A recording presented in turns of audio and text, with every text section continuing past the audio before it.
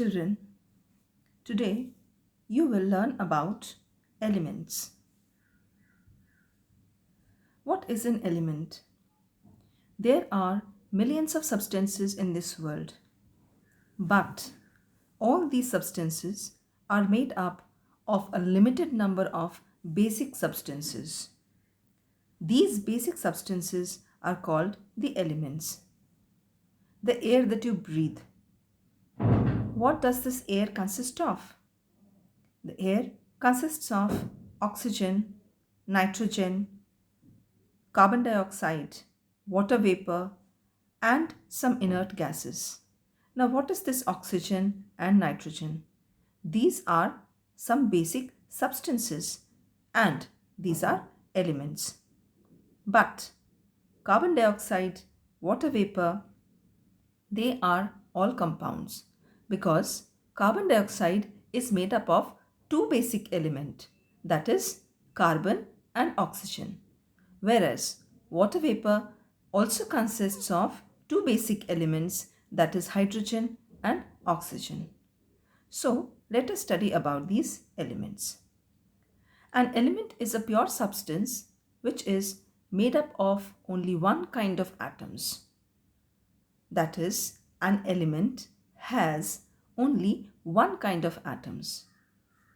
Each element has its own unique properties. For example, you take iron.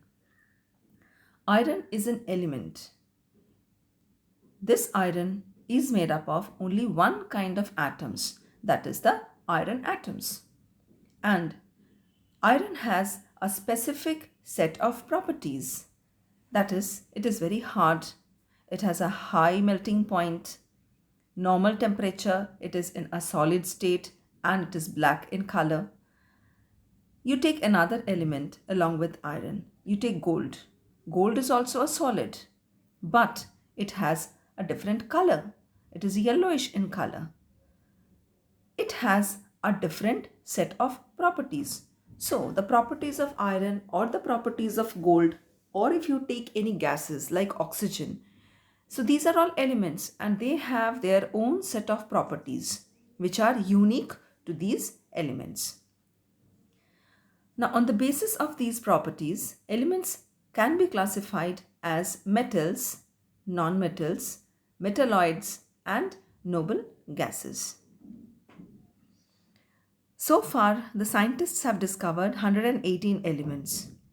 Now, out of these 118 elements, 92 of them are found on the earth. That is, they occur in nature, in the rocks, soil, air, and water. But the other 26 have been created artificially.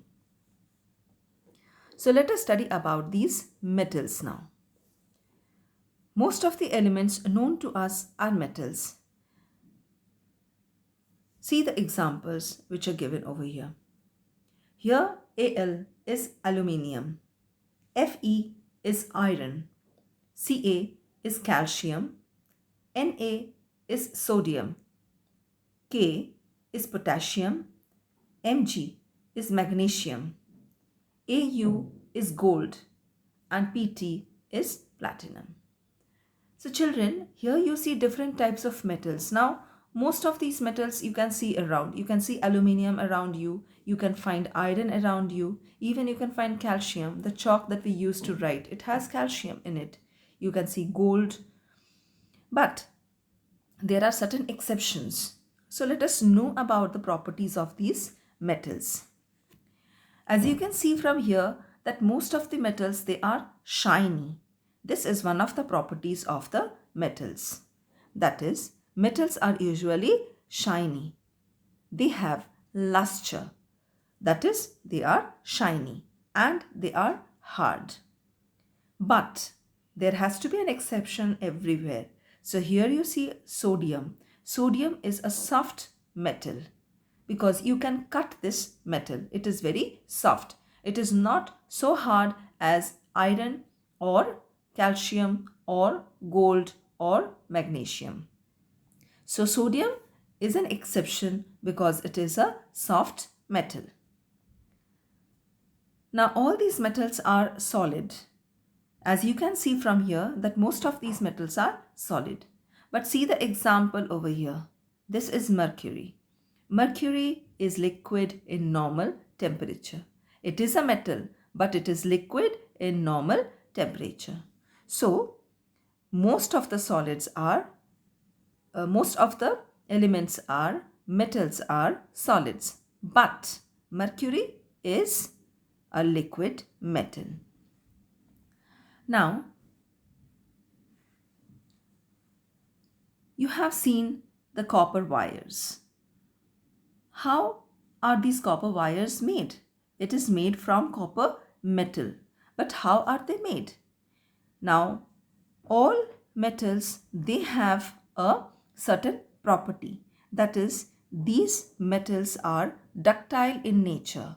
They can be drawn or stretched into thin wires. As you can see, the metal copper has been made into copper wire. So, this metal copper is ductile in nature.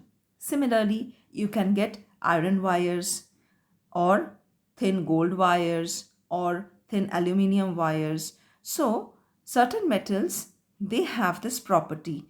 That is, they can be drawn or stretched into thin wires. So, we call them as ductile. Now look into this figure. You have seen the aluminium foils or thin sheets of different metals, maybe iron, maybe copper. Now, what are these or how are these made? Now, this is also another property of the metals. That is, they are malleable. It means that the metals can be beaten into thin sheets. That is, if you beat these metals when red hot, when these metals are heated very strongly and then beaten, they can be made into thin sheets. This property is known as malleability. That is, the metals are malleable. But one exception is zinc. It is brittle in nature. It is a solid, it is a metal, but it is brittle in nature. That is, it breaks down into smaller pieces. You cannot beat zinc into thin sheets or into thin wires. So, zinc is one metal which is brittle in nature. That is, which cannot be drawn into a thin wire or into thin sheets. Now, metals are good conductors of heat and electricity. As you can see over here, within the wires, you must have seen the copper wires present and it has a plastic coating. So, copper is a very good conductor of electricity as well as heat because most of the utensils in your home are made up of metals. Why are they made up of metals? Why not with wood or something else? Because metals get heated up very easily, whereas wood burns itself. So, metals are very good conductors of heat and electricity. But one exception is tungsten. Tungsten is a poor conductor of heat and electricity. That is the reason tungsten is put inside the bulbs. Because these bulbs glow, they give us light. Now, how do they give us light? Because tungsten wire is present inside it. Now, this tungsten opposes the flow of electricity. As such, it becomes red hot and it glows. That is the reason we get the light. So, tungsten is only metal which is a poor conductor of heat as well as light. Now, metals have high melting and boiling points. Since most of the metals are solid in nature, so they have a high melting point and boiling point. Now, these metals, they produce a specific sound when struck. That is, they are sonorous substances. When you strike one metal with another metal, you will find that they are making a sound, a sonorous sound. Now, see this example over here. Sonorous means that they produce a ringing sound when they are hit. See this cymbal. When you hit this cymbal, you will find a noise coming out. Similarly, when you are ringing a bell, when you are, striking a gong, you will hear these sonorous sounds. So, metals produce a specific sound when they are struck. The nonmetals. Certain properties of the nonmetals. Now, as you can see over here, we have sulfur, iodine, carbon, phosphorus. So these are all nonmetals that you see over here. Now let us study about the properties of these nonmetals.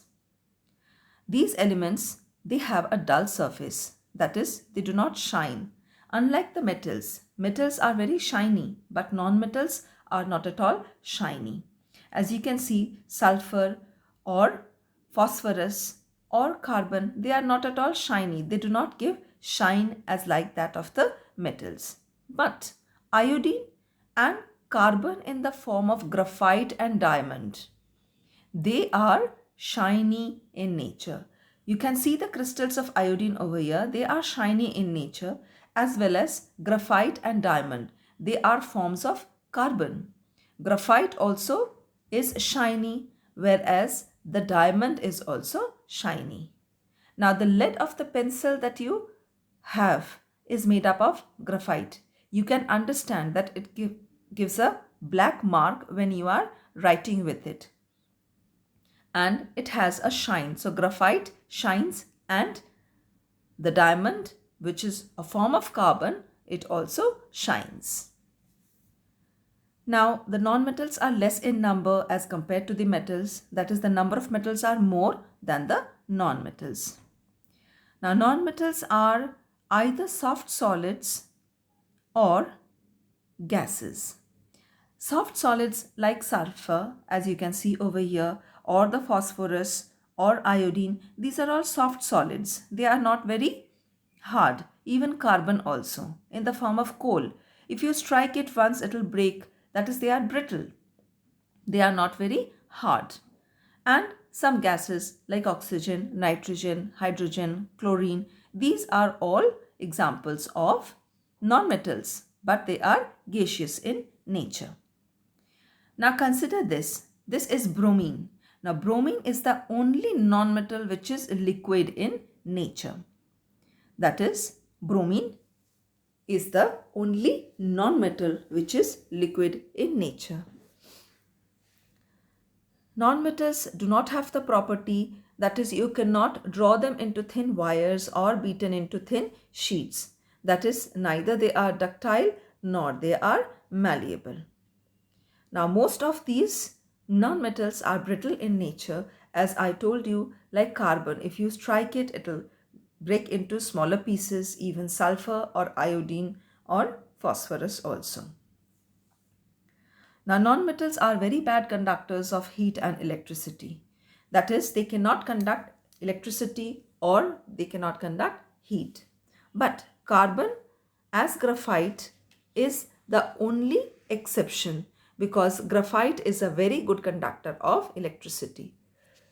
So one exception in the nonmetals, that is carbon in the form of graphite, is a good conductor of electricity. Now nonmetals have low melting and boiling points except for diamond and graphite, and they do not have any sonorous sound. So children, you have learnt about the properties of metals and nonmetals in this video. We will learn about the metalloids and the inert gases in our next video.